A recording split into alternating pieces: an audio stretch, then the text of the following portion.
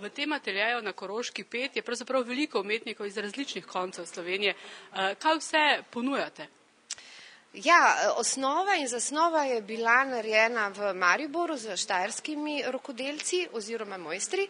Zdaj smo malo povabili k sodelovanju tudi mojstre iz širše Slovenije in predstavljamo izdelke predvsem, ki so pridobili mnenje domače in umetnostne obrti Obrtne zbornice Slovenije. Tako da je to pogoj in tudi naša blagovna znamka v nekem smislu. Povabili smo izdelovalce keramike, izdelovalce idrijske čipke, izdelovalce panskih končnic, izdelovalce fuzije stekla, to so zdaj novi naši sodelavci, ker želimo predstaviti pač nekaj tipičnega, kar se je še ohranilo, kot sem že rekla, na slovenskem področju. Atelje je sicer odprto vsak dan in vsak dan je nekdo izmed vas dežuren. Ja. Seveda, ugotovili smo, ker tudi tukaj je prisotna ekonomska računica in matematika, da glede na naš promet, naš ostanek dohodka, ker cene niso visoke, ogromno dela je vloženega, tudi materijala, enostavno ateljev ne ostane toliko sredstev, da bi lahko imeli zaposlenega. In smo ugotovili, da dejansko imamo to možnost, da sami dežuramo in ker smo prodajni atelje, v ateljeju istočasno tudi ustvarjamo. In to je pa zanimivo tudi za obiskovalce, za stranke, ker vidijo, kako naši izdelki nastajajo. Odkot pravzaprav ideja, da bi tkali preproge? Jaz sem vedno rada imela ročna dela, pa sem vse živo že delala, pol pa sem naenkrat prišla na idejo, da bi tudi tkala. Začela sem tako čisto za hobi. Statve sem nabavila, pa začela iskati material, pa sem se začela učiti. Jaz sem čisto samouk na statvah. Kakšno pa je zanimanje za tkane, recimo preproge?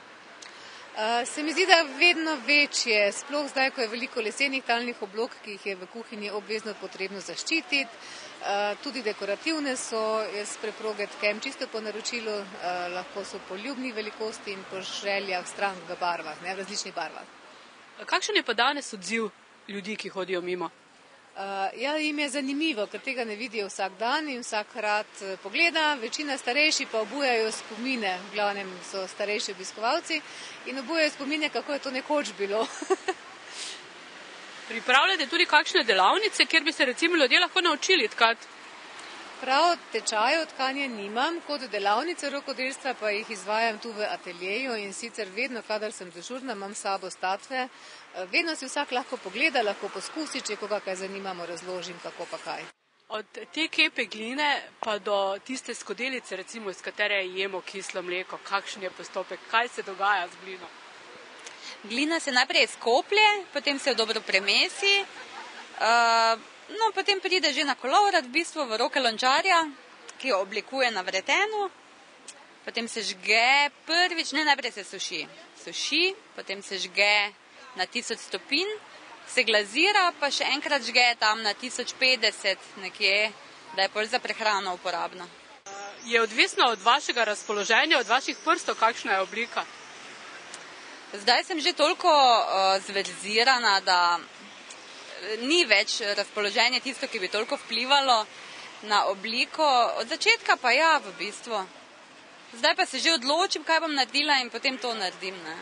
Po čem pa ljudje največ sprašujemo? Moram reči, da v zadnjem času največ domača obrt, torej posoda, s katere se je, pekači, s katerih pečemo, lestenci. Tako da mislim, da zelo ljudje v ambient svoj življenjski vključujejo spet glino. Prej ste rekli, da je treba to dvakrat žgati. Koliko pravzaprav gre elektrike? Ogromno. Računi so visoki, vsak dan višji. Moram reči, da ko sem se začela s tem ukvarjati, je bil račun za elektriko pač en od računov. Zdaj pa je najvišja postavka, ne?